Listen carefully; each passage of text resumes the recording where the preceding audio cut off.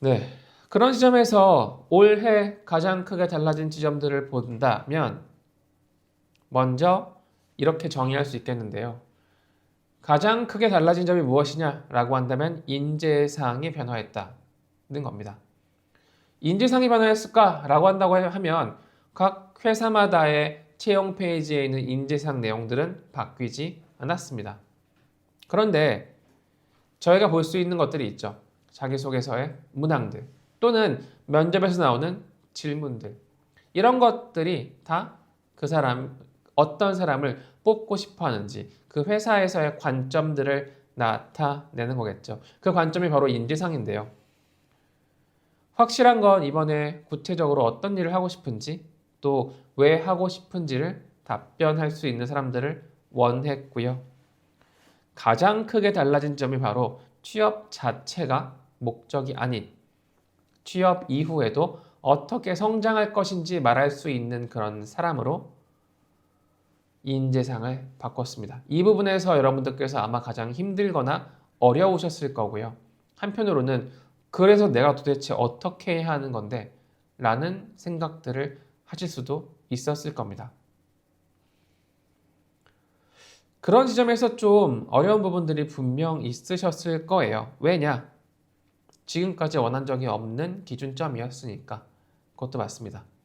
그리고 이제는 쉽게 직무에 대한 이해, 내가 어떤 일을 하고 싶은지가 없이 그냥 막무가내로 시험 보듯이 들어 올려는 사람들은 자르겠다라고 하는 의지거든요. 그런 지점에서 만약에 여러분들께서 나 왜 떨어졌지? 서류는 곧잘 붙는데 면접은 자꾸 떨어지고 답변 잘하는 것 같은데 왜 떨어졌지? 라는 생각에 드시는 분들이라면 특히 이런 인재상의 변화를 캐치하지 못하셨거나 또는 그 바뀐 인재상에 적합하지 않았기 때문일 가능성이 높습니다.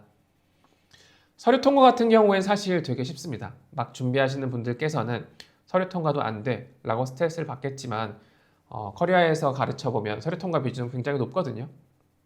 서류 통과 기준만 보면 저희는 쉽게 100%가 나옵니다. 문제는 면접이에요. 서류는 그냥 일부분에 불과하니까요.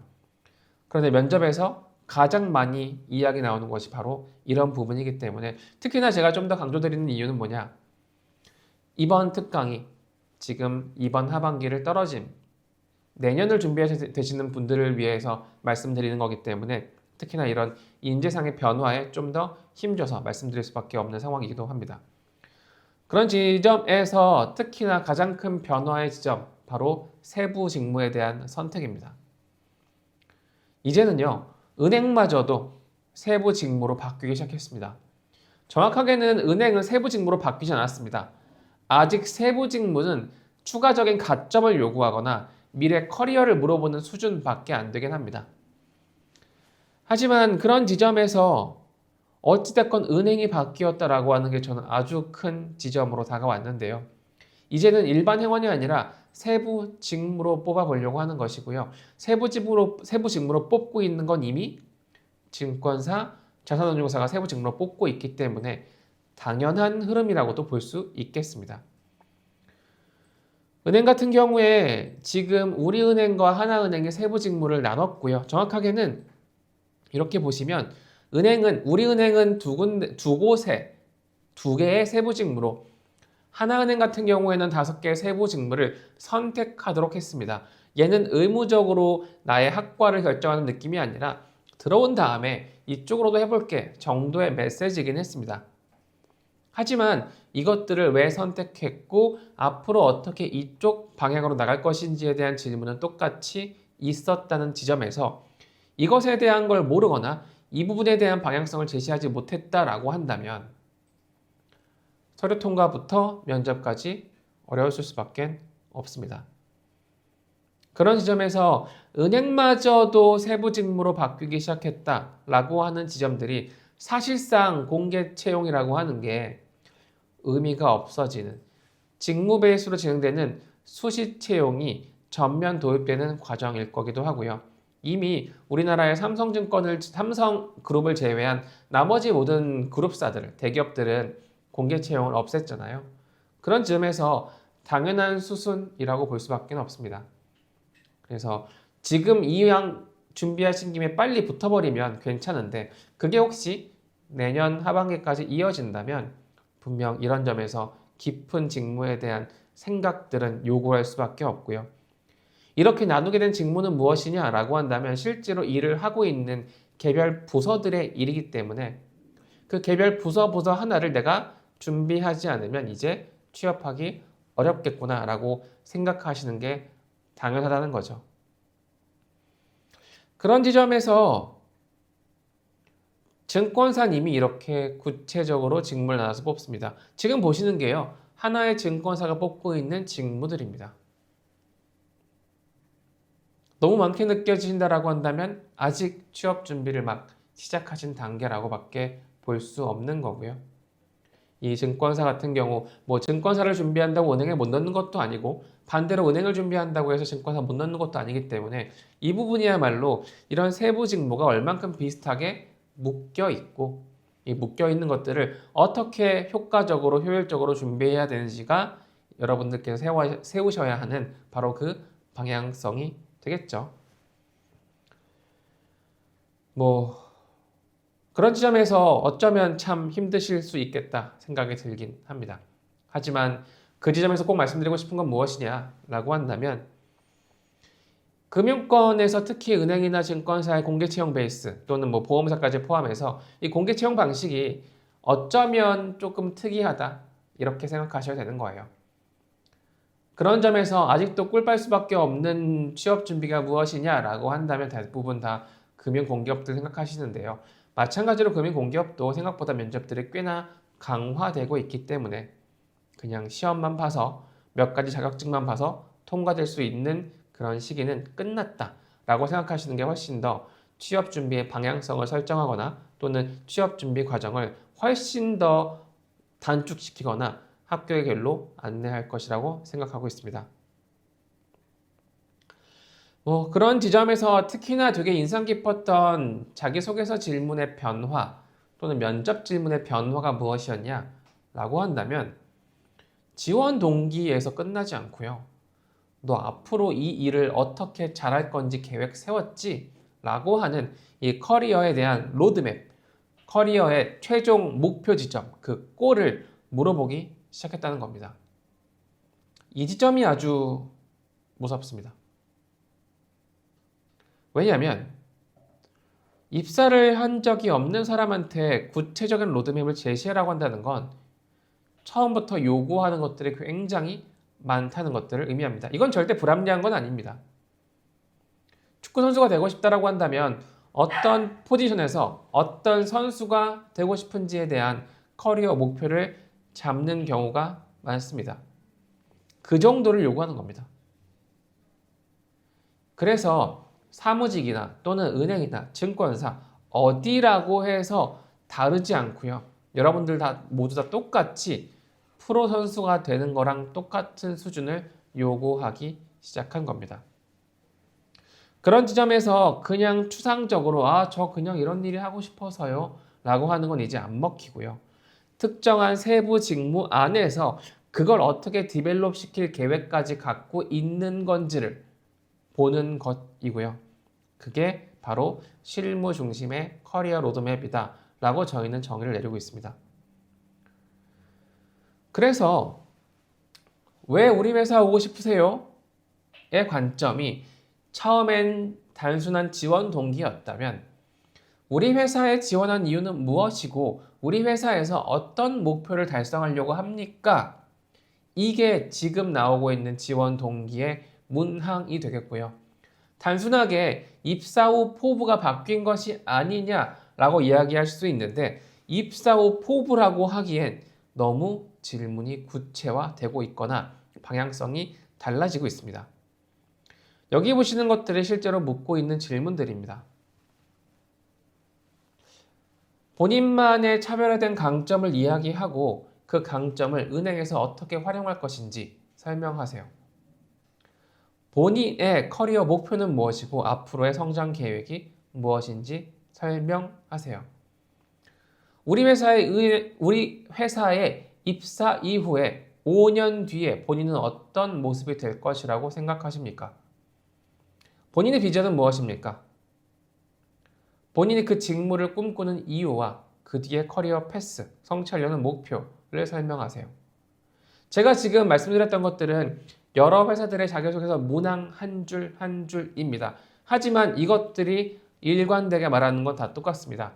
바로 커리어 목표, 커리어에 대한 커리어 하이를 달성하려고 하는 커리어 패스 로드맵이라고 저는 생각한다는 거거든요. 그런 점에서 여러분들께서 도달하셔야 되는 지점이 바로 어디냐라고 한다면 이제 단순하게 취업 준비라고 하는 그 지점이 아니라 그걸 관통해서 어디까지 갈 것인지에 대한 구체적인 방향성이 되겠습니다. 이 지점이 어려우실 거예요. 하지만 이 지점까지 도달해 있는 사람들을 찾고 있다가 지금의 출제 경향이고요. 지금의 채용 기준점입니다. 이 기준을 충족시키지 못하면 떨어질 수밖에 없고요. 이 기준을 빠르게 충족한다면 합격할 수 있을 겁니다. 그런 부분에서 여러분들께서 준비하셔야 될 방향성도 이런 커리어 로드맵을 쌓을 수 있는 무언가가 될 것이고요. 커리어 로드맵을 쌓는다라고 하는 관점에서 막막해요, 어려워요. 맞습니다. 하지만 찾아보고 알아가는 과정들을 거치셔야 합니다. 자격증처럼 편하게 이거 한다고 해결되는 문제는 아닐 거예요. 물론 저희도 커리어에서도 그런 강의들을 준비하고 있긴 하겠지만 그런 강의 하나하나가 이걸 딱 듣자마자 이 커리어 로드맵으로 내가 써야겠다. 이건 아닐 겁니다.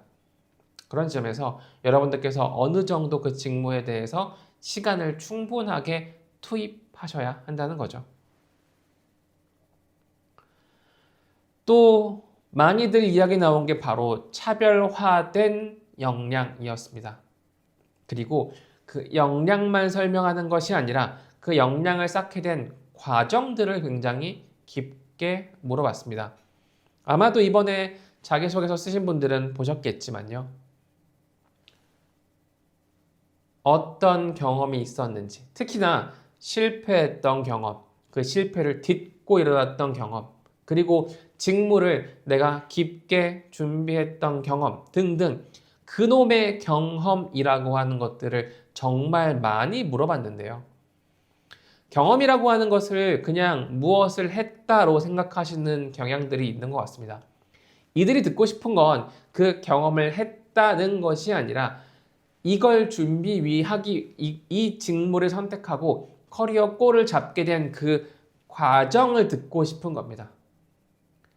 특정한 지점에서의 경험이 아니라 나의 지금을 만들었던 과정 하나하나를 듣고 싶어 하는 것이기 때문에 그런 지점에서 그 과정들, 내가 이런 능력을 쌓았고 그 능력들을 키우기 위해서 이렇게 준비를 해온 과정들이 있고 그 과정들을 하다 보니까 이러이러한 골을 세우게 됐고 그래서 나는 앞으로 이런 식으로 커리어를 쌓고 싶어 라고 하는 하나의 흐름들을 그들이 원하기 시작했다는 겁니다.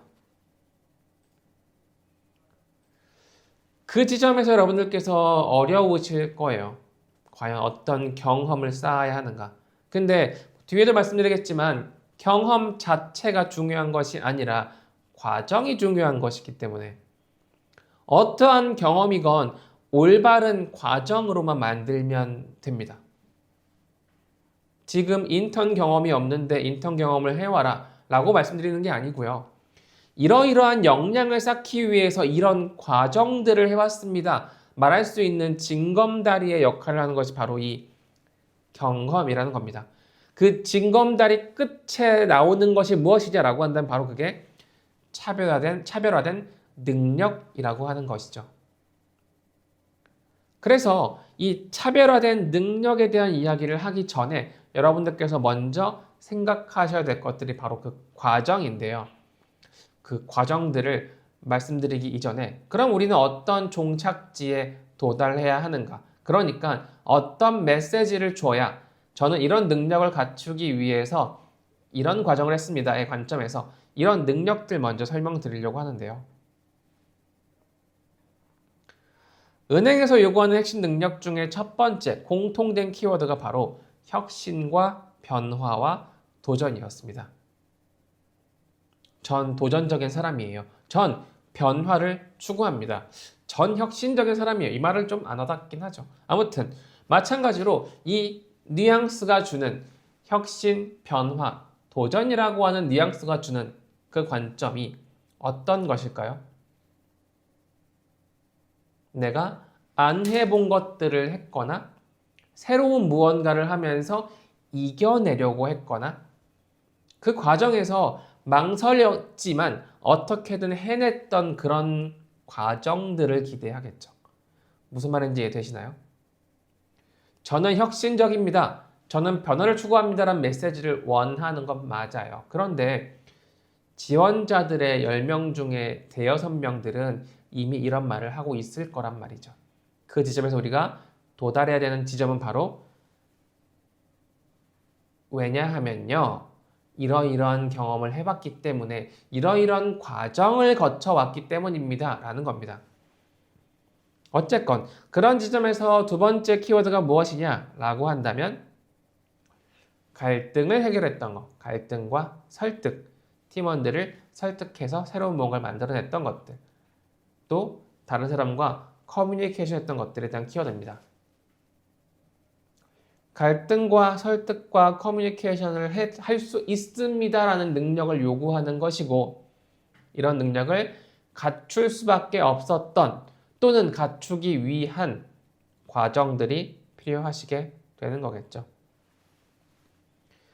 증권사 같은 경우에는 조금 더 직설적인데요. 이런 갈등이나 도전이라고 하는 키워드 말고요. 여긴 아주 직설적입니다. 너 그 직무와 관련된 거 할 줄 알아?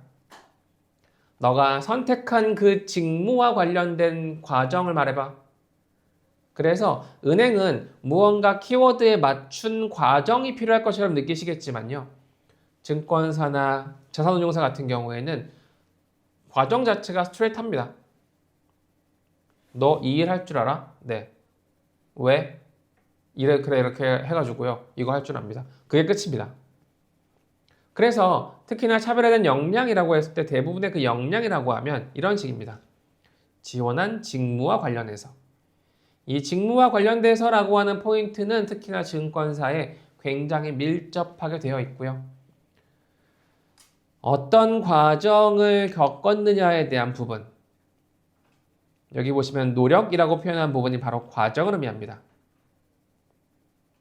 그리고 그 과정을 조금 더 쉽게 준비해 온 곳이 무엇입니까? 라고 이야기하죠. 그래서 증권사건, 은행이건 똑같이 과정이 필요합니다. 여러분들께는 과정이 필요하고요. 그 과정들의 목적지가 다 조금씩 다르지만 일단 첫 번째로는 직무와 직접적으로 연결이 되어야 하고요. 그 직접적인 연결의 관점에서 증권사는 세부 직무마다의 성과로, 업무 수행 능력으로, 은행은 현장에서, 영업점에서 이야기를 하는 그런 도전 정신이나 대인관계 스킬들에 대한 역량들을 요구한다. 이렇게 기억하시면 되겠습니다. 그런 지점에서 당연하겠지만요. 인정받는 직무 관련된 경험들을 직접 하시면 제일 좋습니다. 하지만 그렇지 않아도 괜찮고요. 오늘 제가 일경험에 대한 커리어에서 하는 일경험에 대한 이야기도 드리고 또는 저희가 하고 있는 8조 과정에 대한 이야기도 말씀을 드리긴 하겠지만 그건 정말 짧게 끝낼 거고요. 어쨌건 중요한 건 여러분들께서 이런 경험이 없다고 해도 괜찮다는 겁니다. 학회나 모의투자대회 이런 거 안 나가셔도 괜찮고요. 은행이라고 치면 서포터즈 같은 거 안 하셔도 괜찮습니다.